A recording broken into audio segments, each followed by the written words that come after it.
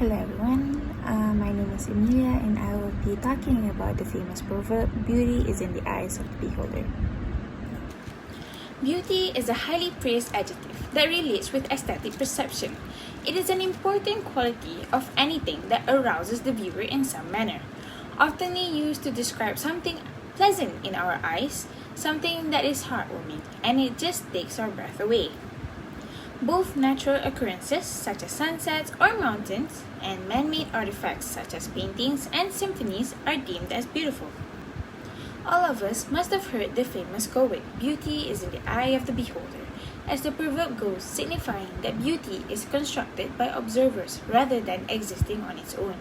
A beholder is someone who observes or otherwise experiences things and becomes aware of them, as the famous sentence suggests.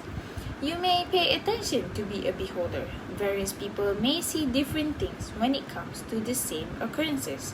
Everything is about perception, as beauty is subjective. If I were to ask you which one is more beautiful, Leonardo da Vinci's painting of Mona Lisa or Johannes Vermeer's Girl with the Pearl Earring, I would say there isn't really an objectively right answer to that, like when we are answering a sort of mathematical or scientific question. Some people prefer pop music over jazz, or people may prefer dancing over playing a musical instrument. Different people will have different judgments as beauty is subjective. Although we say that beauty is in the eye of the beholder, we cannot deny that some things are inherently more nice to look at than others.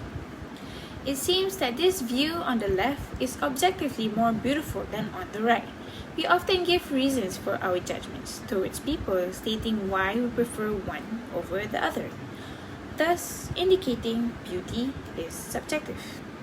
Throughout the millennia of Western philosophy, several theories have attempted to define beauty. The first concept describes beauty objectively as something that exists in and of its own, regardless of how it is perceived. The later approach views beauty as a subjective experience that takes place in the mind of the person who observes it. Plato, the ancient Athenian philosopher, has an unusual interpretation of objectivity. He stated that beauty is subjective. It has nothing to do with the observer's personal experience.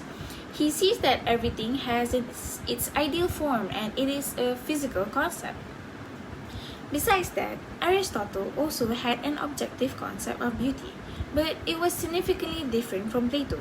Beauty is described by the features of an art item, such as symmetry, order, balance, and proportion, and it is found in what is viewed. Whether the thing is natural or man-made, the same requirements apply.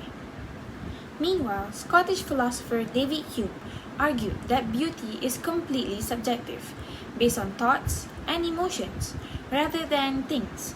Beauty is subjective to the individual viewing the subject, and what one observer finds beautiful may not be so to another. Immanuel Kant, a German philosopher, also had the same point of view, stating that artistic evaluation is dependent on emotions, particularly pleasure. It is a question of personal preferences as to what brings pleasure. Since these judgments do not require reasoning or logic, they are subjective. Beauty is a feature of the item regarded to be attractive, not a trait of the mind's judgment processes. So why are certain things considered to be more beautiful than others? What do you consider to be beautiful? The beholder's perception is not the only factor in our topic. Most research studies indicate that some physical features, such as height or muscular build, are encoded in our genes.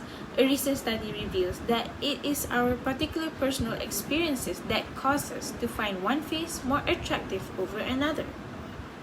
Let's take a look at beauty standards in our society.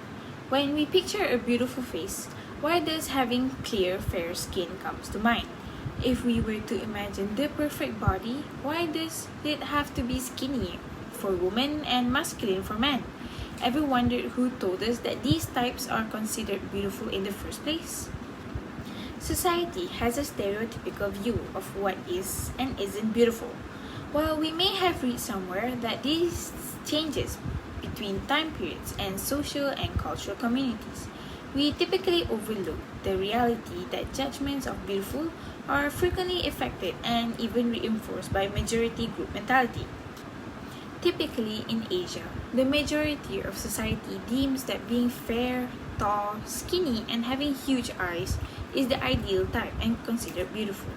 You will be discriminated against when you don't belong in any of these categories.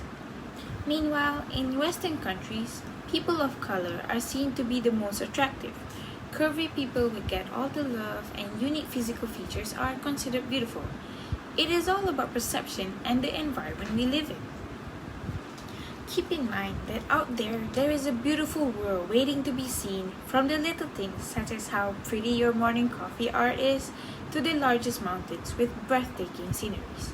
It might not be the most beautiful in your eyes, but it will mesmerize others. Remember that beauty is all about perception, as beauty is subjective. Thank you.